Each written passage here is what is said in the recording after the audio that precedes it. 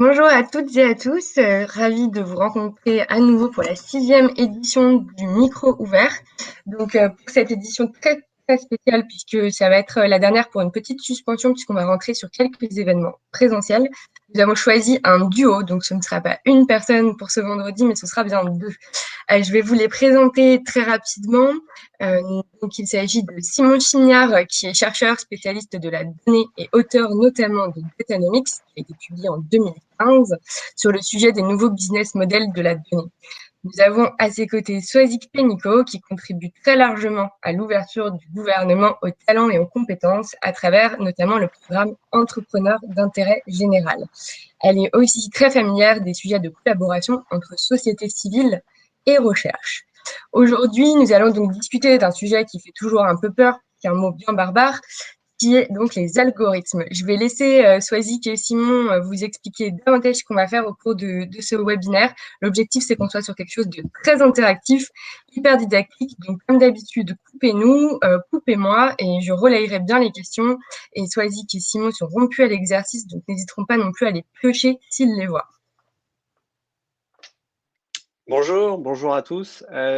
Swazik, je te laisse peut-être présenter les différents thèmes qu'on va aborder et puis après je reprends Ok, sur la notion d'actualité. parfait. Alors, ce qu'on va vous présenter aujourd'hui, c'est en gros notre problématique, puisqu'on est dans un micro ouvert, gouvernement ouvert. On s'est posé la question, qu'est-ce que ça veut dire d'appliquer les principes du gouvernement ouvert aux algorithmes publics? L'objectif de ce webinaire, c'est, alors on en a déjà fait, on vous mettra tous les liens, où on a fait beaucoup de webinaires, notamment à destination des administrations et puis des ressources, mais l'objectif d'aujourd'hui, c'est aussi de recontextualiser ce que c'est un algorithme public, de débarbariser ce nom, de montrer que tout le monde peut comprendre ce que c'est, de reparler un peu de l'histoire des algorithmes dans l'administration. Et puis, Simon et moi travaillons à Etalab, donc le département de l'État en charge de la politique des données. Et nous travaillons sur la transparence des algorithmes, ce qui fait que nous avons été beaucoup en lien avec des acteurs des administrations qui développent des algorithmes publics. Et donc, on voudrait vous partager quelques histoires. Ce sera Percastor 1 et Mercastor 2, voilà, autour de ces algorithmes et des messages qui nous paraissent importants, enfin des choses saillantes qui sont ressorties de nos observations et de notre travail avec ces personnes. On abordera aussi la question de l'international, si ça vous intéresse, et également celle de la société civile, et notamment des liens entre société civile et administration dans ce domaine de la transparence et de ce qu'on va appeler la redevabilité ou l'ouverture du gouvernement. Voilà, mais bien sûr, je rappelle aussi, avant que Simon, tu fasses une accroche et qu'on lance peut-être un petit sondage, mais ça, je te laisserai faire, en fait. On a envie que ça soit un moment interactif, donc n'hésitez pas à parler dans le chat, à poser des questions, à voter pour les questions qui vous intéressent le plus. On n'a pas de présentation toute préparée, cours magistral. Mais on a plein de choses à vous raconter, mais on a surtout hâte d'entendre vos questions et de lancer une discussion même au sein du chat. Donc, sentez-vous vraiment libre ce matin avec, j'espère, un bon café ou une boisson chaude ou le jus de fruits de votre choix, bien sûr. Voilà. Ça te va, Simon ? C'est très bien, merci Swazik. Donc bonjour à tous. Moi, je voulais juste faire une petite, avant qu'on fasse un sondage très très rapide pour mieux vous connaître et mieux connaître un peu ce que vous connaissez déjà ou votre appétence pour le sujet. Je voulais juste faire un petit point d'accroche par rapport à l'actualité. Et donc moi, j'ai repris un peu voilà, ce qu'il y avait dans ma boîte mail, ce qu'il y avait dans le journal ce matin en allant prendre un café en terrasse, il ne faut pas trop le dire, mais avant de vous rejoindre. Et du coup, j'ai regardé dans le journal, dans la presse quotidienne régionale, ce qu'il y avait un peu d'actualité.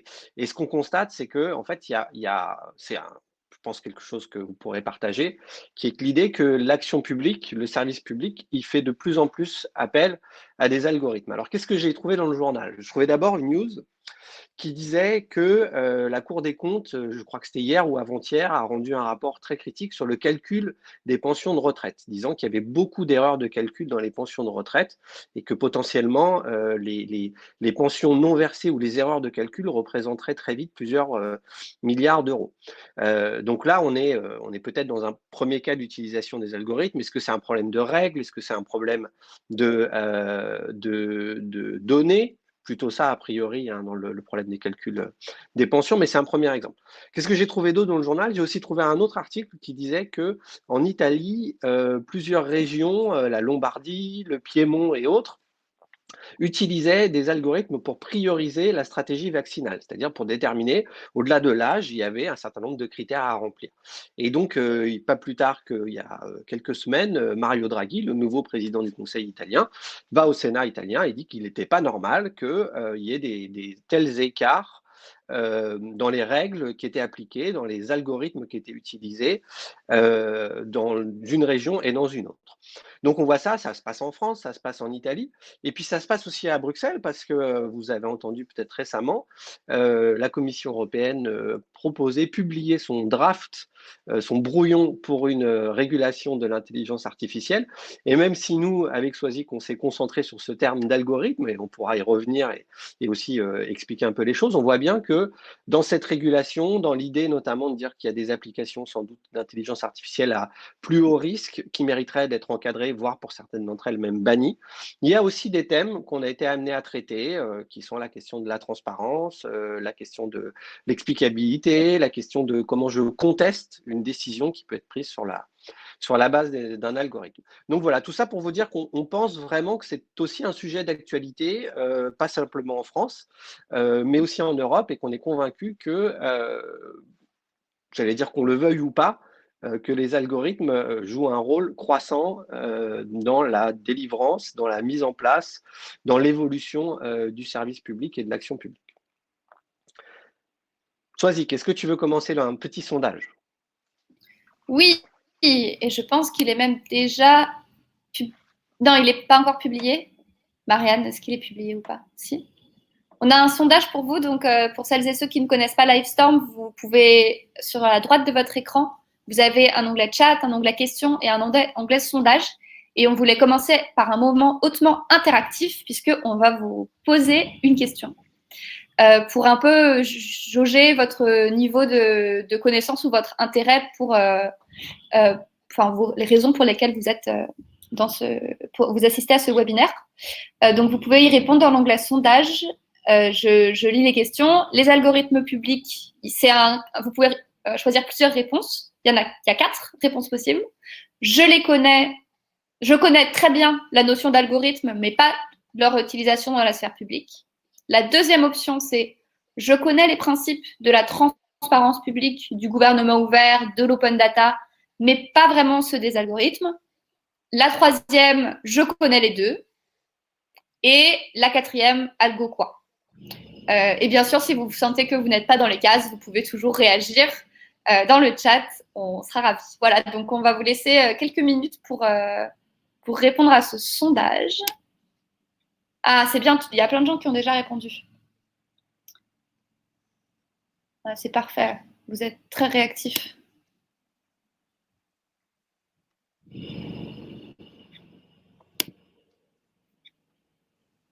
Il y a quand même un sacré niveau parmi nos spectateurs aujourd'hui. Ouais, sacré niveau. Je laisse encore 1 minute pour répondre. Sacré niveau, bah écoutez, on va voir si on est à la hauteur. Hein. Vous allez nous tester, c'est bien. Je suis désolée, je suis accompagnée de ma perceuse, si vous l'entendez un peu. J'ai essayé de mettre un casque d'hélicoptère, mais je ne suis pas sûre que ça ait fonctionné. Ok. Simon, qu'est-ce que tu en penses? On lit les résultats? Tu veux les lire? Alors, vous avez donc été près de 40% à dire que vous étiez des bons connaisseurs à la fois des sujets de gouvernement ouvert et des sujets d'algorithmes et de leur utilisation dans la sphère publique. Un petit tiers à dire que vous connaissiez plutôt les principes d'OpenGov et peut-être un petit peu moins ceux de leur application ou leur utilisation sous un angle gouvernement ouvert. Et puis un quart, je connais très bien la notion d'algorithme, mais pas leur utilisation dans la sphère publique. Voilà. Et ben, je pense qu'on va essayer d'adresser ces différentes attentes ou ces différents besoins au cours de notre matinée, puisqu'on a prévu à la fois de vous présenter des exemples et puis peut-être même plus directement d'essayer de réfléchir ensemble à qu'est-ce que ça veut dire de l'OpenGov quand on parle de ces sujets d'algorithmes publics. Super. C'est parti, et n'oubliez pas que nous avons d'ores et déjà des questions. Je pense en plus que c'est un sujet sur lequel on va revenir rapidement. Oui. Si ce n'est un des primordiaux. Je vous laisse enchaîner. Oui, absolument. Est-ce que Simon, tu veux que je projette le guide rapidement Oui, alors vas-y, vas-y. Comme tu veux. Comme tu non, préfères. vas-y, choisis. Ok, allez, je lance. Je vais partager tout mon écran. Je me sens en confiance avec vous. Voilà. Donc ça, c'est pour info, c'est une illustration, mais Etala produit des guides à destination des administrations sur les algorithmes publics qui contextualisent également la notion d'algorithme public et leurs enjeux. Voilà. Simon, est-ce que tu veux nous faire un petit… Non, c'était pour vous dire… Oui, en fait, c'était pour vous dire que effectivement, il y a plein de manières d'aborder cette question de l'OpenGov dans les algorithmes publics, mais l'une des manières, c'est de regarder et du fait de souligner qu'en France, on avait effectivement un cadre réglementaire, un cadre législatif qui est issu d'ailleurs de la loi pour une République numérique. Donc, ça me permet de faire le lien avec le précédent numéro du micro ouvert qui accueillait Axel Lemaire, puisqu'Axel Lemaire, dans sa loi, a porté des principes de transparence et d'explicabilité des décisions quand elles sont prises sur le fondement d'un traitement algorithmique. Voilà, donc tout ça pour vous dire que vous pourrez retrouver ça sur les guides. On mettra aussi dans le lien un petit peu la production qui a été faite autour de ça. Soisic. Hop, super. Alors, attendez, je vais désactiver le partage d'écran. Peut-être que… Alors, donc là, il y a une première question qui nous a été posée dans l'onglet questions que je vais lire, qu'on va garder à l'esprit et à laquelle on va répondre. Mais peut-être qu'avant ça, on va vous raconter quelques histoires pour vous accompagner. Donc, Sébastien Roby pose la question. Dans l'actualité, on parle beaucoup d'algo avec les applications Parcoursup et Affelnet. Pourquoi reste-t-il encore des zones d'ombre autour de ces outils qui sont la porte ouverte à tous les colériques sur la méfiance du service public? Ne doivent-ils pas être exemplaires? Ce qu'on va faire, c'est que pour l'instant, on ne va pas y répondre de manière frontale, mais je vous propose qu'on vous présente quatre algorithmes qu'on a pu observer avec Simon et les leçons qu'on en a un petit peu tirées. Et je propose que Simon, tu commences par nous raconter ton aventure avec l'algorithme d'allocation des places en crèche d'une municipalité. Oui. Alors, je vais vous raconter cet exemple-là, mais pourquoi on commence par ça? Peut-être pour vous donner un peu un ordre de vue. C'est-à-dire qu'aujourd'hui, quand on parle d'algorithmes dans l'administration, on imagine souvent intelligence artificielle, reconnaissance faciale, tout un tas de choses qui sont plutôt des applications, on va dire, technologiquement relativement évoluées. Et donc, premier constat aujourd'hui en France, c'est qu'on n'a pas de recensement intégral de l'ensemble des utilisations des algorithmes dans l'administration publique. On n'en a pas en France, mais on n'en a pas dans la plupart des autres pays avec lesquels on a été en interaction et avec lesquels on a pu échanger, mais ça, on vous en reparlera dans la partie internationale. Donc, on ne sait pas précisément. Par contre, ce qu'on sait, ce qu'on a pu voir nous, et ce qui nous a permis d'en faire une typologie, c'est qu'on a vu qu'il y avait sans doute un certain nombre de vagues qui s'étaient succédées et qui se complètent. La première vague, c'est qu'à peu près, j'allais dire depuis les années 50, 60 en France, il y a eu une première vague d'informatisation, d'automatisation qui portait autour de l'idée de, en gros, voilà, c'est ce que Soisic met à l'écran, attribuer des droits, calculer des montants selon des règles prédéfinies. Pourquoi je vous parle de ça? Parce que en gros, c'est, j'allais dire, très lié à l'introduction de l'informatique dans l'administration. En 74, le rapport Noramin qui dit qu'il y a à peu près, de mémoire, 200 ou 300 mainframes, donc on parle de gros systèmes informatiques en France. Et en fait, c'est plutôt dans le secteur public d'ailleurs. On en trouve bien sûr dans les banques, dans les assurances, mais c'est d'abord dans le secteur public qu'on les trouve, ces gros systèmes informatiques. Et ces gros systèmes informatiques, ils s'intéressent d'abord, j'allais dire, à des cas où on avait des règles qui étaient existantes ou a priori des règles de calcul plus ou moins claires, on va dire, et parallèlement un très grand nombre de cas à traiter. Et si vous cherchez dans l'administration, vous dites, ben alors, où est-ce que j'ai des règles de calcul plutôt prédéterminées que je dois appliquer à un très grand nombre de cas, et ben, très vite, ça fait tilt, c'est plutôt la sphère socio-fiscale.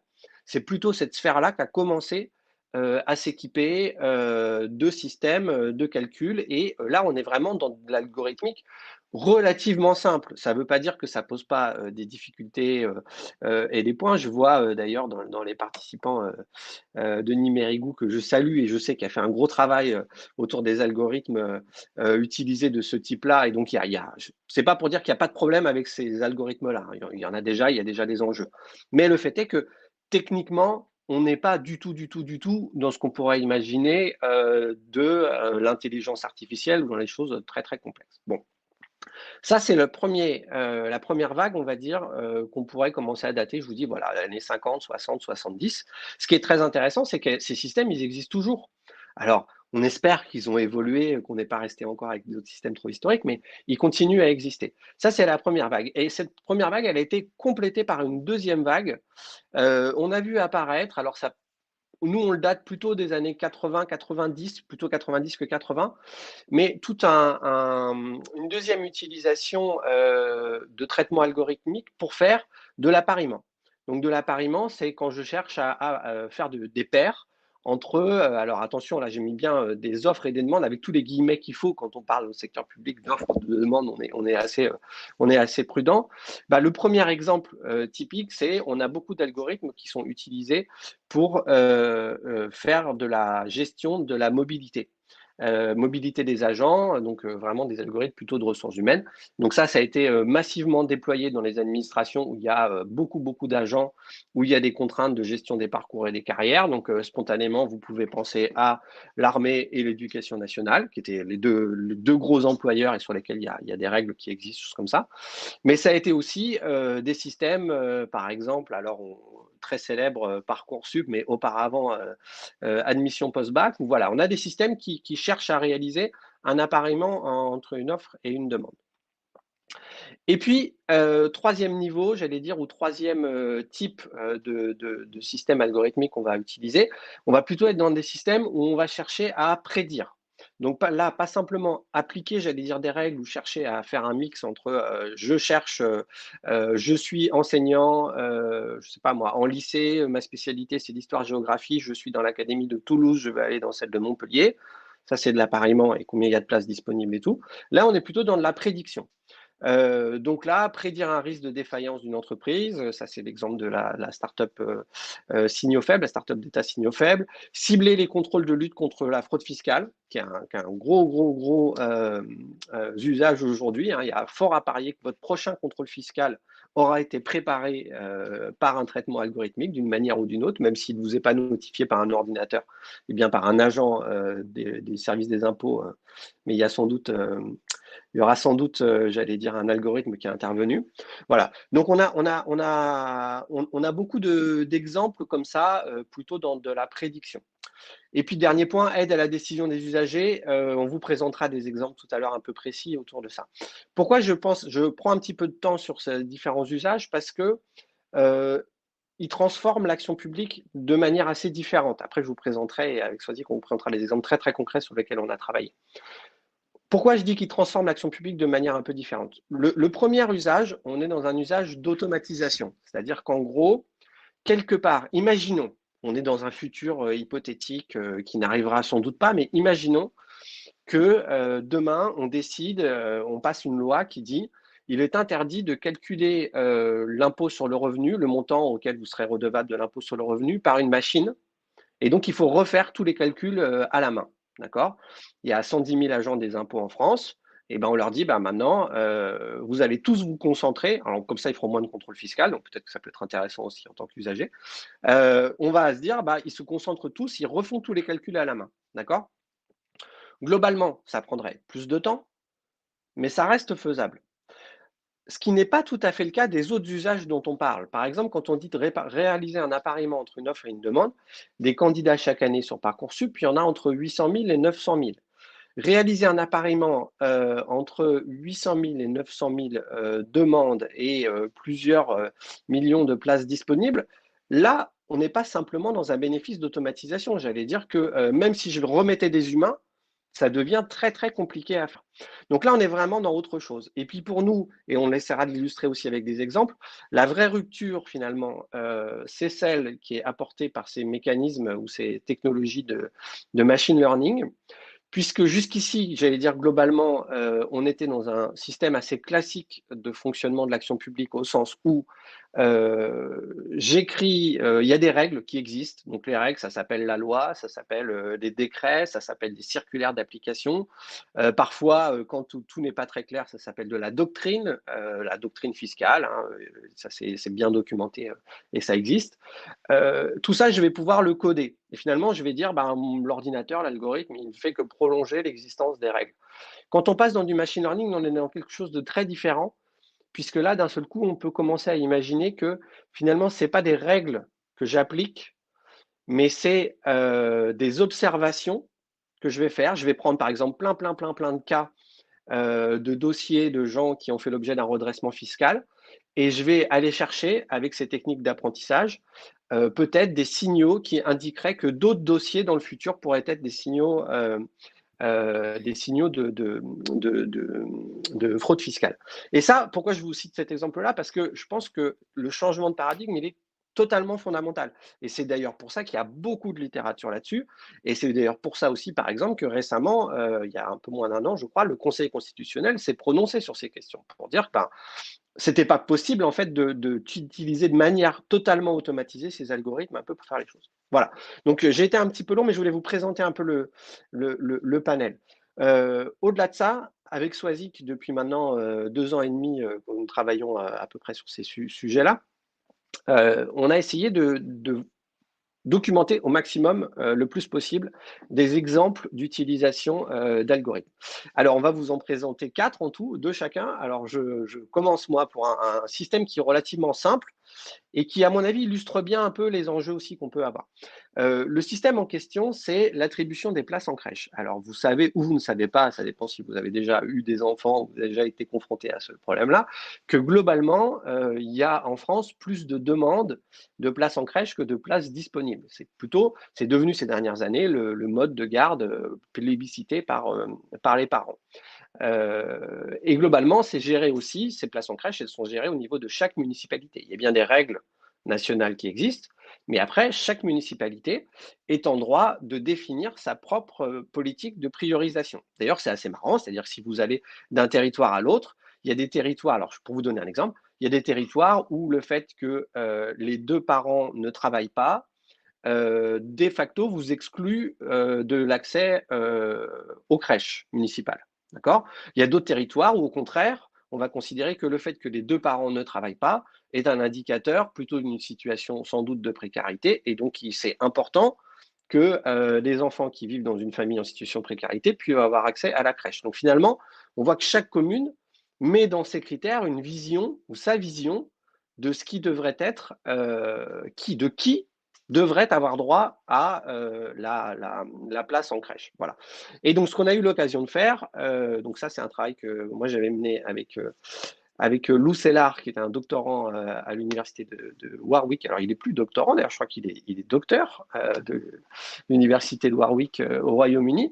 Et on avait été invité par une grande métropole française, à aller observer, comprendre le processus d'attribution des places en crèche. Et ce qui était tout à fait intéressant, donc on est allé accompagner des familles qui faisaient leur inscription, on est allé assister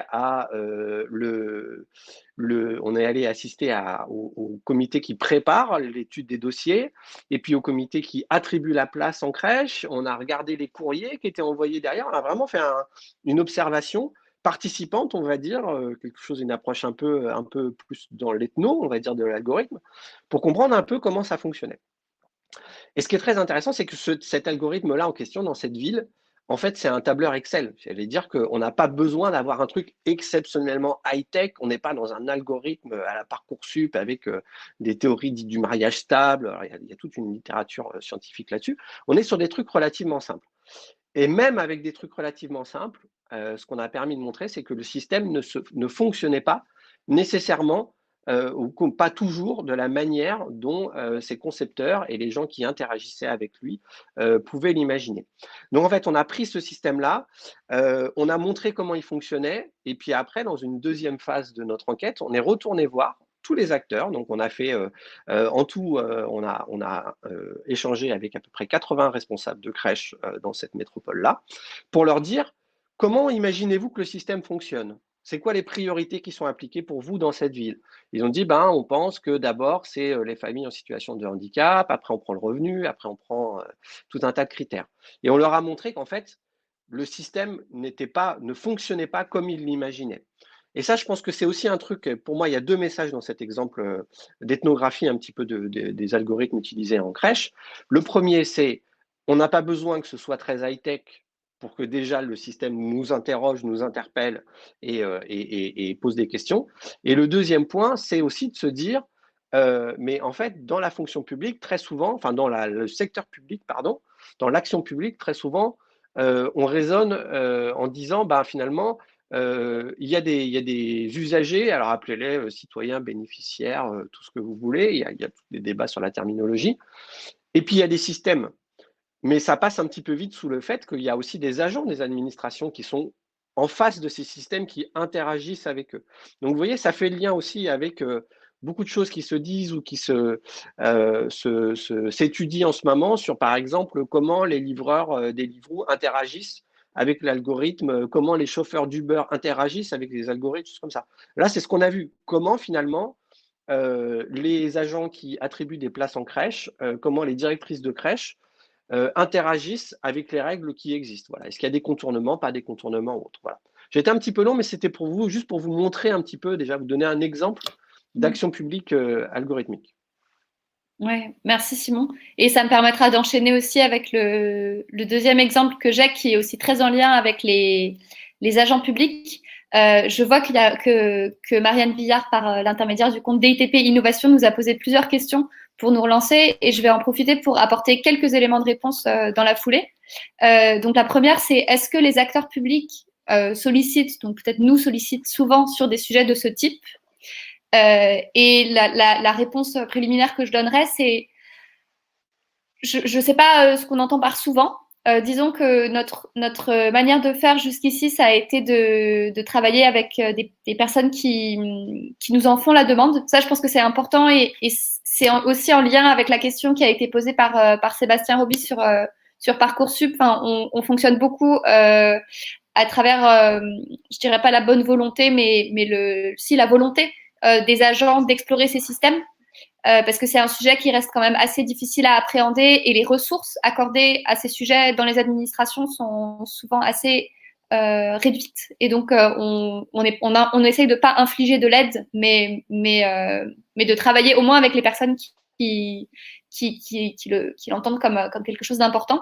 Et ta deuxième question / constat, finalement, les agents peuvent construire les algos, elle est tout à fait juste. Enfin, en tout cas, dans un sens, nous, ce qu'on a beaucoup constaté, c'est que on parle souvent d'algorithmes orientés usagers, mais finalement, au cœur de ces systèmes, on parle souvent d'un algorithme. En gros, on imagine que c'est juste, je sais pas, une boîte noire technique, quelque chose de très technique, mais que finalement, ça fait partie d'un système qu'en sociologie, on pourrait appeler socio-technique, mais en gros, où il y a des gens et des machines. Et que du coup, les agents publics ont un rôle énorme à jouer dans la manière dont ils intègrent les algorithmes dans les processus de décision, notamment. Et ça, je peux l'illustrer, je vais essayer de le faire rapidement avec le cas d'un système qui s'appelle CIBNAV, qui est développé à la Direction des Affaires maritimes et qu'on a accompagné dans le cadre du programme Entrepreneurs d'intérêt général. Donc CIBNAV, le principe, c'est le contrôle des navires professionnels passe de... Ouais, merci Simon. Passe de... c'est contrôle technique, vraiment, passe d'un système a priori à un système a posteriori, c'est-à-dire que les agents de contrôle ne vont plus aller voir les navires par défaut, mais vont essayer de cibler les navires qui sont le plus à risque pour éviter les accidents en mer. C'est vraiment le principe. On parle de navires de pêche. Enfin, pour être clair, oui, on parle de navires plutôt de pêche. De navires professionnels. Ouais. Ouais, donc navires de pêche, mais pas des barques. Enfin, c'est des navires, des navires, quoi. D'une certaine taille. Voilà, d'une certaine taille, mais pas trop gros, mais d'une certaine taille, pas des barques. Et donc, qui sont soumis à des réglementations spécifiques. Et alors là, c'est un autre exemple. La première chose, c'est un exemple d'algorithme de ce qu'on pourrait appeler machine learning, intelligence artificielle, encore une fois, beaucoup de guillemets autour de ces mots. Pourquoi ? Parce qu'en fait, on n'a pas dit, c'est pas les agents qui ont listé les règles en disant il faut que, un bateau qui fait plus de 30 mètres a plus de risques, ensuite un bateau qui a plus de 20 ans a plus de risques. Ce qu'on a fait, c'est qu'on a regardé les contrôles techniques précédents et quand je dis c'est on a donné des données EES à une machine, à un ordinateur, qui en a déduit des règles a posteriori. Et c'est ça qu'on appelle apprenant, qui a appris tout seul des exemples qu'on lui avait donnés, avec bien sûr ensuite un contrôle humain qui vérifie la cohérence de tout ça. Et là, ça pose la question, en gros, c'est un outil, donc c'est un outil qu'on appelle d'aide à la décision, qui est utilisé par les agents de contrôle pour prioriser, qui est un des outils, je le mentionne, pour prioriser le contrôle des navires. Et qui attribue des scores de risque. Alors, l'algorithme peut avoir changé, il y a eu beaucoup d'itérations, donc je mets à l'époque où on l'étudiait, en tout cas, ça attribuait des scores de risque au navire. Ça disait, ce navire-là, il a plus de chances d'avoir de contrevenir à certaines réglementations.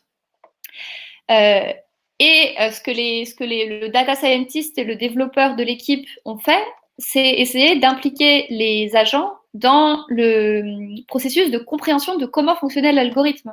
Puisque ces règles, comme elles étaient déduites par l'ordinateur, les agents ne comprenaient pas forcément d'où venaient les critères.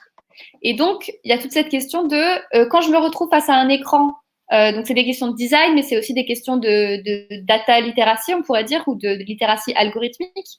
Quand je me retrouve devant un écran qui me dit « ce bateau a plus de chances d'être à risque que tel autre bateau », qu'est-ce que je critique moi? Comment je continue à avoir mon savoir métier pour garder de la distance par rapport à ce que peut me dire la machine? N'hésitez pas, si c'est pas très clair, à demander dans les questions.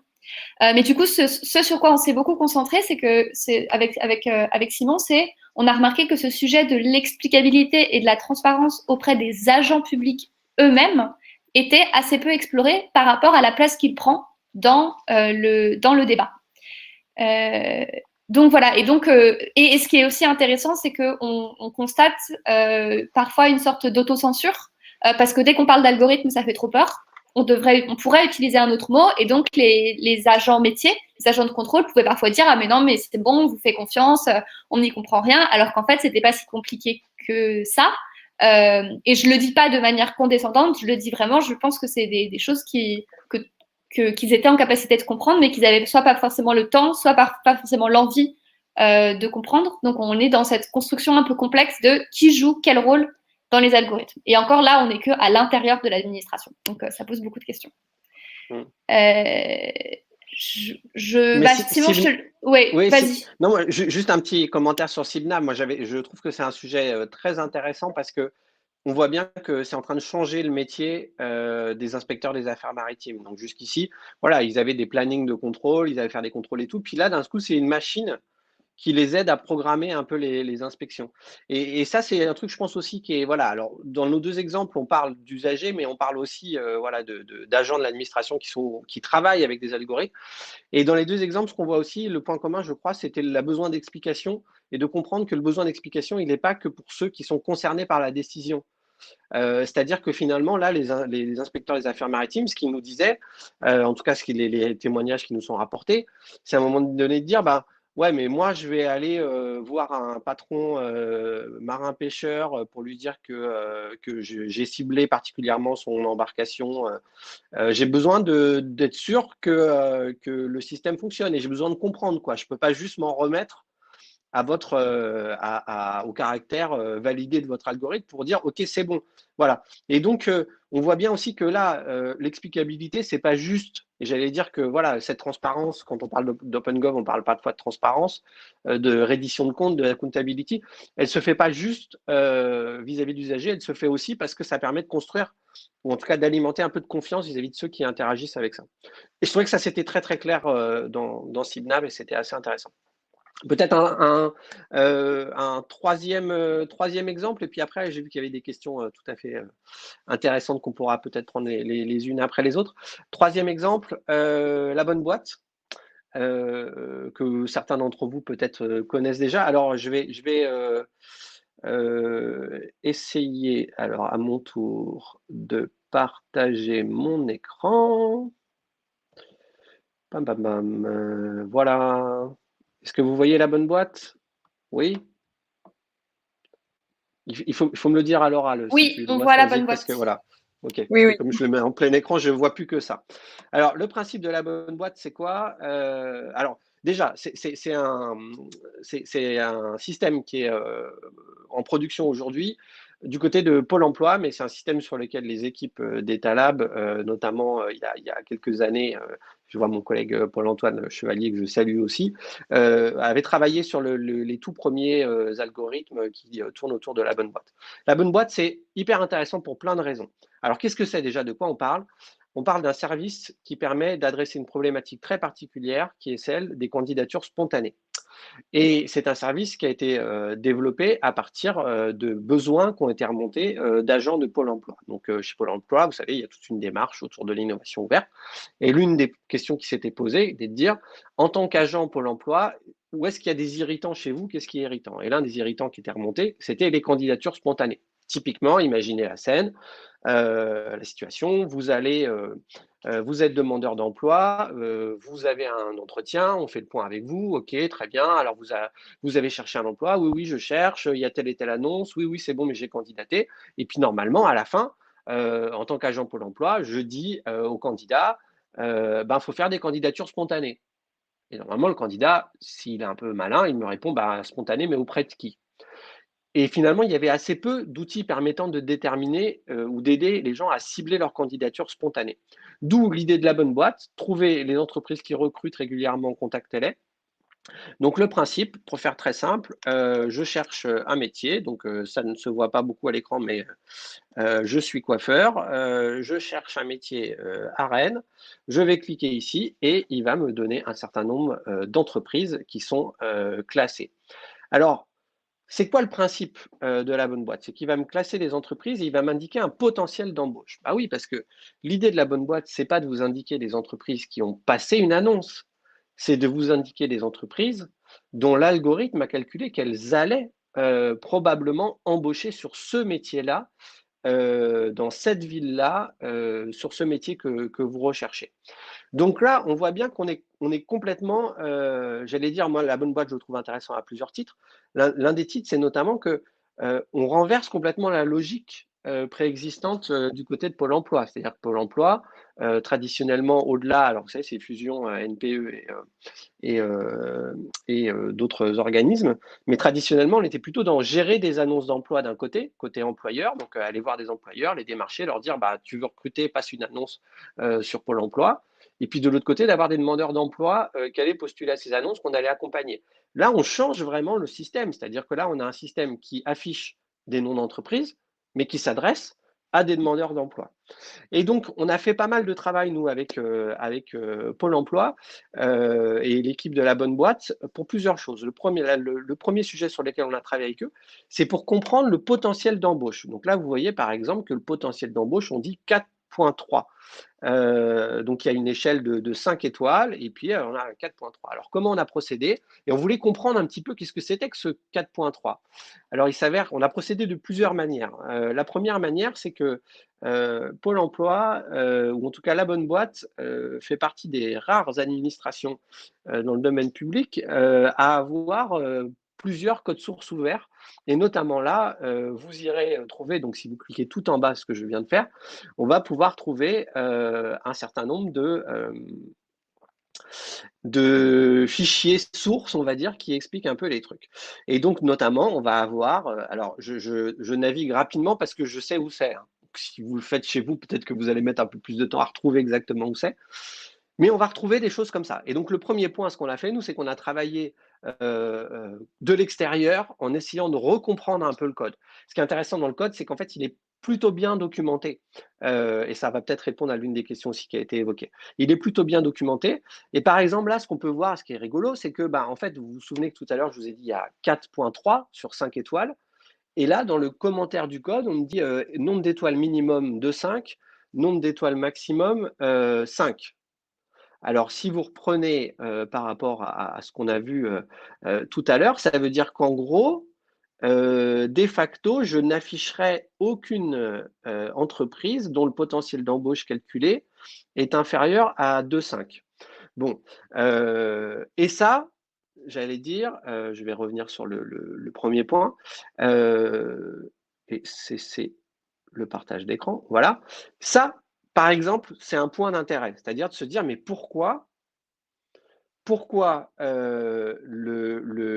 les concepteurs dans l'interface nous présentent des étoiles de 0 à 5, enfin de 1 à 5, alors qu'on voit dans le code source qu'en fait, on n'affiche jamais rien en dehors de 2,5 à 5. D'accord? Pour certains d'entre vous qui sont familiers des systèmes de nudge, on est exactement dans du nudge là. Hein, donc pour le coup, mais ce qui a été intéressant, c'est que du coup, ça a alimenté une discussion avec les concepteurs du système pour essayer de comprendre. Et en gros, ils nous ont expliqué, ils ont dit, bah voilà, en fait, l'histoire, et dites-moi si je suis plus ou moins clair dans le chat, n'hésitez pas, hein, je pourrais essayer de reprendre autrement si je ne suis pas clair. Mais l'histoire de la bonne boîte, c'est que les premiers testeurs du système étaient d'abord des agents. Alors Muriel nous dit parce que cela correspond aux besoins des demandeurs d'emploi. Peut-être, mais vous allez voir, l'histoire est très légèrement différente. En gros, les premiers tests, les premiers lancements du système ont montré que même s'il y avait un potentiel d'embauche pour des annonces où il y avait 2 étoiles, les candidats n'allaient pas postuler sur des annonces parce qu'ils considéraient que 2 sur 5, c'est très mauvais. D'accord? Vous savez, c'est comme cette histoire, en fait. Je ne sais pas si vous savez, si vous êtes des utilisateurs d'Uber, ce qui est très mal. Si vous êtes des utilisateurs d'Uber, vous savez que si vous êtes content de votre chauffeur, il faut lui mettre 5. Il ne faut pas lui mettre 4. Si vous lui mettez 4, vous avez de très fortes chances qu'il descende très, très fortement sa note. Donc, en gros, si je suis moitié content, moitié pas content, la moyenne, ce n'est pas 2,5. C'est 4 qu'il faut mettre. Vous voyez le chose comme ça. Donc ça, ce que ça révélait, c'était des choix, en fait. Et je pense que c'est un autre enseignement des analyses qu'on a pu faire, c'était que peut-être que être redevable, faire de l'OpenGov quand on construit des systèmes algorithmiques pour le service public, c'est de ne pas cacher qu'il y a des choix et de les expliciter, de dire voilà. Et ça, je trouve que pour le coup, la bonne boîte a fait un super boulot parce que même si on est bien d'accord que tout le monde ne va pas aller cliquer dans le code sur GitHub pour chercher, pour regarder le commentaire et machin. Mais en tout cas, ça permet déjà d'ouvrir une discussion sur ah oui, ah mais pourquoi c'est 2,5 Vous voyez, ça c'est déjà le premier point. Bon, je finis juste sur cet exemple pour vous dire aussi que du coup, on a relevé un challenge avec eux parce qu'ils nous ont dit, on leur a dit, ce serait quand même bien d'arriver à expliquer ça. Et donc, on a produit une vidéo qu'on a fait réaliser et qui est diffusée aujourd'hui sur le compte d'Etalab. Ben voilà, merci Swazik. Et qui tente d'expliquer l'algorithme de calcul du potentiel d'embauche de la bonne boîte en 1 minute 30. Donc, si ça vous intéresse, vous irez voir un peu comment ça fonctionne. Mais ça, je pense que c'est encore aussi un champ devant nous de dire, ben, finalement, il y a plein de manières d'expliquer les choses. Suivant à qui on s'adresse, il faut arriver à être suffisamment généraliste dans l'explication sans pour autant trahir ou cacher les choix ou cacher la réalité du fonctionnement.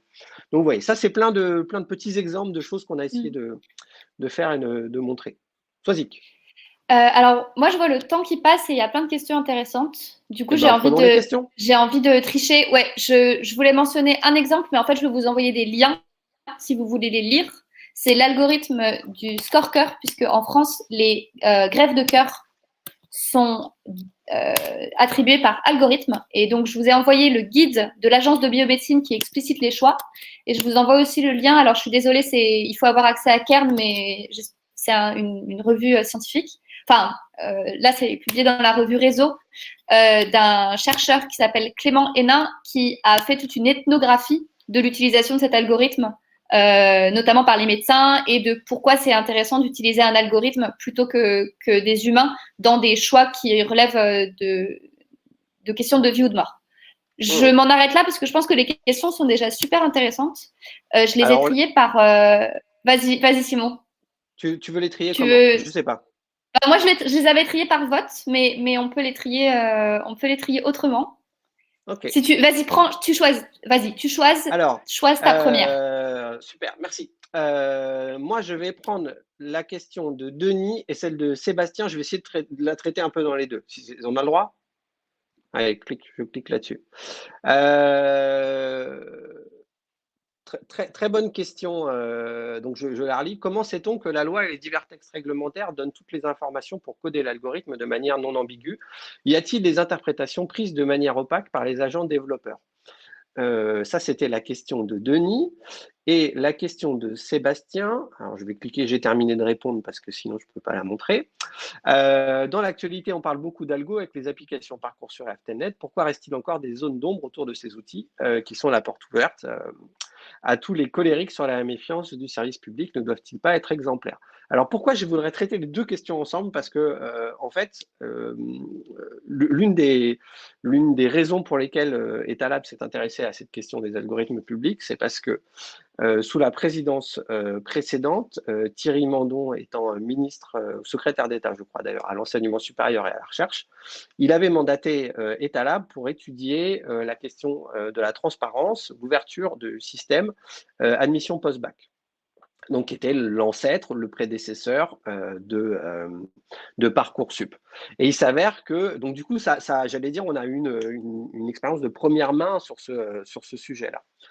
Et finalement, cette expérience, elle nous a montré plein de choses intéressantes. Et c'est pour ça que je vais essayer de répondre aux deux questions en même temps. Question de Denis. Comment sait-on que la loi et les divers textes réglementaires donnent toutes les informations pour coder l'algorithme de manière ambiguë? Aujourd'hui, on ne le sait pas. Premier point. Le deuxième point, c'est que quand nous, on est arrivé sur admission post-bac, la première chose qu'on a fait avec nos collègues de la direction interministérielle du système d'information et de communication, à l'époque d'INSIC, on a pris l'avion, on a été à Toulouse, on a rencontré les équipes qui codaient admission post-bac. Et on a regardé le code, on leur a demandé de montrer le code et tout machin, et on a regardé le code. Et ce qui nous a frappé dans le code, qui à l'époque n'était pas ouvert, c'était qu'il y avait des commentaires et que les développeurs avaient commenté le code. C'est-à-dire le code, il était tout aussi intéressant par les commentaires que par le code lui-même. Donc, vous allez me dire que le commentaire fait partie du code. Yes. Mais par exemple, on avait des commentaires du style la priorisation de l'académie d'appartenance a été fixée de telle manière. CF, mail, ministère de l'Enseignement supérieur et de la Recherche, 12 juillet 2014, 13h17. Et donc, en gros, la redevabilité avait été intégrée dans le code. C'est-à-dire que le codeur en question C'était tout à fait fascinant d'ailleurs, parce qu'à l'époque, ils étaient très très peu nombreux, il n'y avait que 2 ou 3 codeurs qui travaillaient là-dessus.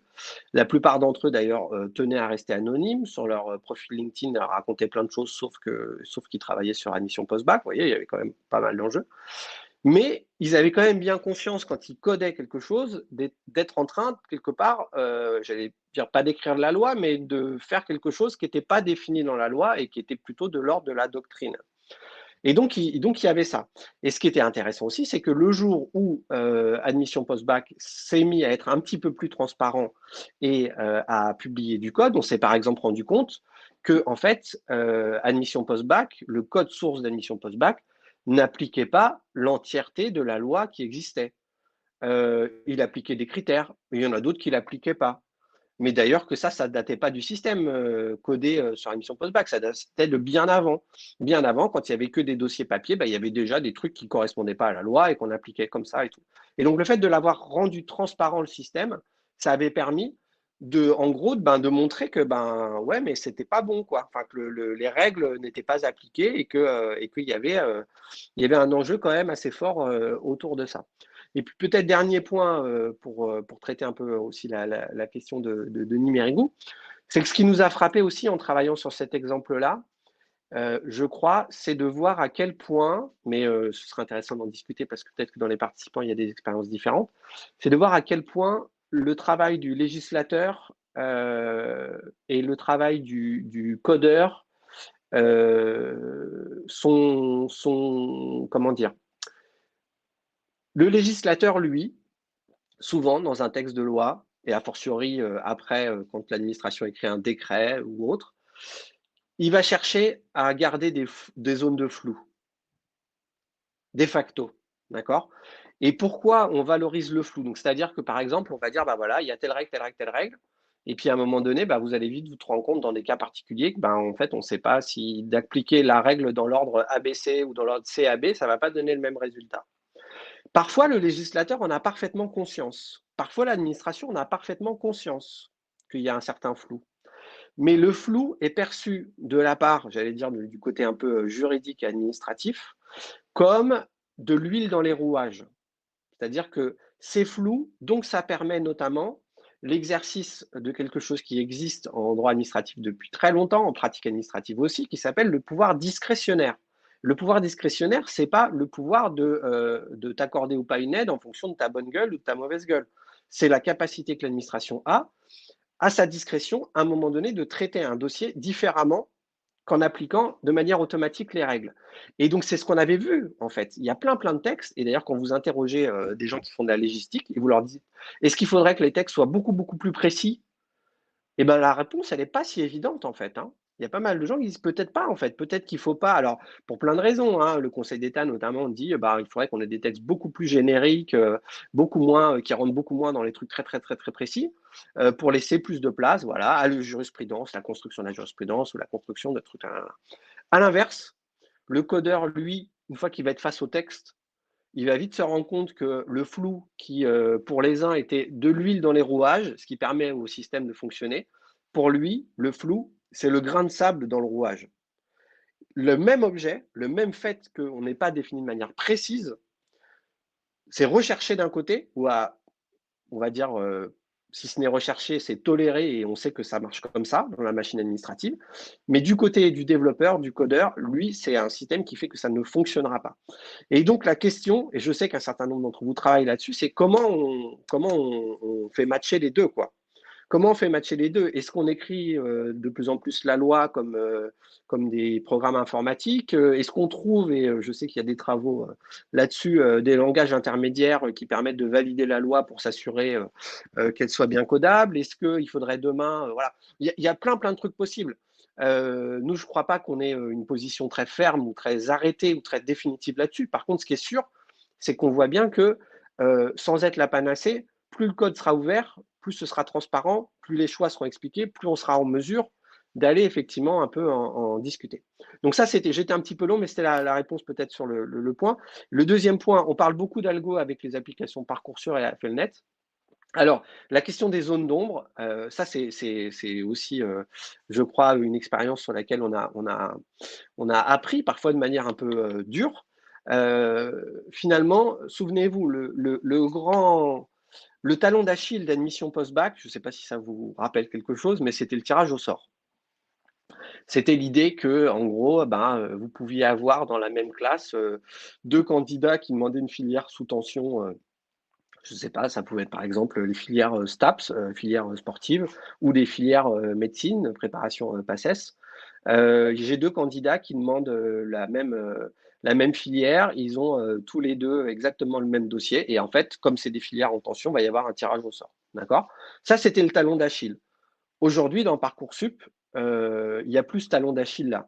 La problématique, c'est qu'en fait, il y a peut-être d'autres points de faiblesse, notamment sur la manière dont le système laisse les différents établissements appliquer.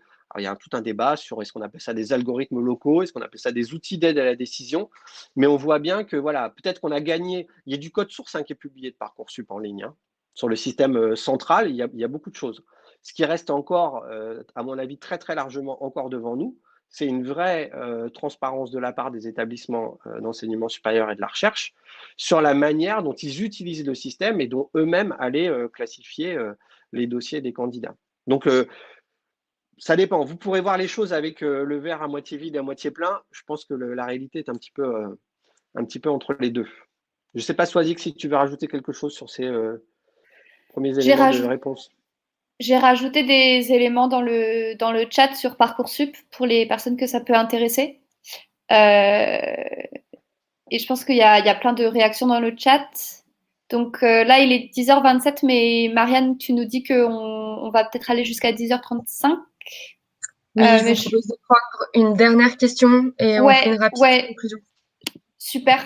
Moi, je voudrais prendre la question de je ne vais pas me tromper, de Sabrina Amouti, qui est passionnante. Donc, je vais la démarrer en direct. Vous relevez qu'il n'existe pas de référencement complet des algorithmes publics déjà en usage. Pensez-vous qu'un référencement exhaustif soit 1, souhaitable et 2, possible? Alors, je vais mettre que j'ai terminé de répondre en fait, je vais minimiser la question. Non, je vais mettre terminer de répondre, ça va être plus simple. J'en profite pour soulever 2 points dont Simon et moi voulions parler aujourd'hui, mais je vais le faire très rapidement. La première, c'est que le sujet des algorithmes publics est très présent. En fait, il y a un réseau international qui est très développé autour du sujet des algorithmes publics et qui nous porte beaucoup aussi. Et notamment, on a pu discuter de la notion de registre d'algorithmes publics, qui est l'une des obligations dans la loi française, mais ce n'est pas le cas dans tous les pays. Je vous mets le lien vers un blog post en anglais, je suis désolée, mais il y a aussi un webinaire en français sur cette question du registre des algorithmes publics, parce que nous, on pense qu'il est souhaitable que les administrations, et aussi parfois obligatoire, que les administrations publient les règles de leurs principaux traitements algorithmiques. Donc, nous, on le fait le côté administration. Et au niveau international, ça bouge pas mal aussi. Il y a des exemples il y a une fiche pratique aussi que peut-être, Simon, tu peux linker, dont tu peux mettre le lien, où on montre des exemples de registres. Je pense aussi à la ville d'Amsterdam, alors en France, de Nantes en France, d'Antibes, puisqu'en plus, nous avons Anthony Cladry présent. Et surtout, la deuxième chose que je voulais mentionner, que j'ai perdu. Ah non, c'est ça. On a très peu parlé société civile pendant ce micro ouvert. Et avec Simon, c'est quelque chose qui nous tient à cœur. Donc nous, on travaille de l'intérieur. Alors parfois, c'est vrai qu'on est très centré sur les administrations. Mais il se trouve que ce qu'on va appeler avec des grands guillemets la société civile, quand on est dans l'administration, voilà, tout le genre à l'extérieur, c'est la société civile, fait un travail énorme de recensement et de mise en, j'ai envie de dire, de challenge, mais je cherche le mot français, de remise en question des systèmes algorithmiques. Donc, on peut penser… Et de contestation aussi. Donc, on peut penser à l'Observatoire de l'IA en Inde. Alors, je vais vous mettre le nom et le nom du chercheur qui a travaillé sur ça. Vous avez aussi le site algorithmtips.org qui est très utilisé par des journalistes qui, elles et eux, font ce travail de recensement À la fois, donc, on avait identifié trois types d'utilités. Comprendre, contester et, j'ai oublié le dernier, Simon. Comprendre, contester et je ne sais plus. Je ne sais plus. Et comprendre, contester et discuter. En gros, la question, c'est comment on fait en sorte qu'en fait, cette transparence, il faut qu'elle serve à… Et ça sera peut-être ma conclusion à moi. Je te laisserai, Simon, avoir le dernier mot. Hein, je suis galante comme ça. Ma conclusion à moi, c'est plutôt une invitation à réfléchir à quoi ça sert, toute cette transparence. Et notamment comment on implique les gens, parce que là on a beaucoup parlé de transparence a posteriori, c'est-à-dire qu'une fois que les algorithmes sont développés, mis en place, on ouvre les codes sources, on fait des vidéos explicatives plus grand public, etc. Mais la question c'est aussi comment est-ce que on implique les gens concernés, donc à la fois les agents mais aussi les usagers, les citoyens, la société, dans la réflexion peut-être préalable à l'implémentation ou même à la décision de construire un algorithme informatique pour telle ou telle décision publique. Et ça, c'est des questions qui restent très ouvertes, mais dont on pense qu'elles doivent faire partie du débat public. Et donc, on met aussi en garde contre ce qu'on va appeler en anglais le transparency washing, donc le lavage bref, je ne sais pas traduire, je vais l'écrire en anglais. Je vais vite, comme ça, je ne prends pas trop de temps. Vous m'excuserez et vous m'excuserez de la part de Jacques Soubeau aussi. 1 minute à Simon et puis après, on va devoir conclure. Et voilà. Et c'est tout. Donc, pour éviter ça, c'est des questions qu'on garde ouvertes et on est vraiment, on serait ravis d'avoir vos réactions là-dessus. On va vous mettre nos adresses mail dans le chat pendant que Simon conclut. Non, je voulais juste dire, je ne veux pas faire de conclusion supplémentaire, mais juste vous dire qu'on vous donnait rendez-vous aussi, si ça vous intéresse, d'avoir une vision au niveau international. On a la chance d'avoir proposé un panel qui a été accepté dans la conférence RightsCon. C'est même plusieurs années qu'on est sur RightsCon, ou Swazik ou moi ou les deux. Et cette année, on fait un panel sur Transparency for What, donc vraiment la question de à quoi ça sert. Et on fait un panel avec notamment les Berlinois de Algorithm Watch. Et donc, on va parler spécifiquement au niveau international de cette question de à quoi ça sert ces registres d'algorithmes. Voilà. Donc, rendez-vous, c'est le 10 juin, je crois. Le 10 juin. Et les inscriptions RightsCon, ça s'arrête aujourd'hui. Donc, il faut vous inscrire tout de suite. Ça s'arrête aujourd'hui et c'est gratuit. Voilà. Je mets le nom de la conférence. Je vais vous prendre le dernier mot de conclusion. Déjà, un grand merci. Je pense qu'on vous avait pas menti. C'est un duo sacrément dynamique, sacrément clair. Du coup, moi, j'ai envie de vous donner 2 rendez-vous. On a fini sur un sujet société civile. Donc, j'ai très envie de vous dire, mais continuons cet atelier en présentiel avec la société civile et faisons des engagements pour le gouvernement ouvert. Je pense qu'on a de très belles choses à faire. Donc, n'hésitez vraiment pas non plus, vous, si ça vous est intéressant, en tant que participant au chat, suggérer vos idées pour pouvoir améliorer et trouver un bel engagement sur le sujet algo et transparence. En tout cas, vous pouvez toujours les voir et les revoir et les partager et les diffuser. On vous avait promis, ça ne faisait pas peur, donc vraiment à montrer à vos collègues et puis à en discuter autour de la machine à café. Vous l'avez bien compris, les algos sont partout. Et en plus, côté administration, nous avons un sacré rôle à jouer autour de leur diffusion, compréhension et explication. Voilà, vraiment un très grand merci Swazik et Simon et j'espère à très vite. Merci. Merci beaucoup. Merci. Au revoir. Au revoir. Bonne journée.